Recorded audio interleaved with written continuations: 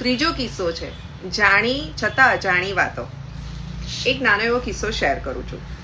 Railway ડિપાર્ટમેન્ટની યાદીમાં cancer special train જેવી કોઈ ટ્રેન નથી, છતાં પંજાબમાં આ કેન્સર ટ્રેન બહુ જાણીતી છે.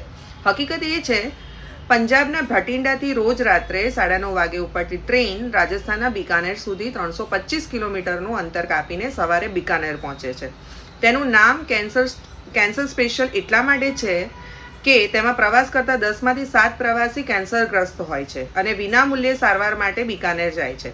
કહે છે કે 1960 અને 70ના દાયકામાં જ્યારે અન્નની અછત થઈ ત્યારે વધુ કૃષિ ઉત્પાદન મેળવવા કેમિકલવાળા ખાતર અને જંતુનાશકોનો ઉપયોગ મોટા પ્રમાણમાં કરાયો હતો. આ જંતુનાશકો લાંબા ગાળે જમીનમાં પ્રવેશ્યા અને પીવાના પાણીને દૂષિત કરતા હતા, જેના પગલે પંજાબના ગામો કેન્સરનો શિકાર બન્યા હતા. એટલે આ ટ્રેન કેન્સર સ્પેશિયલ ટ્રેન તરીકે ઓળખાય.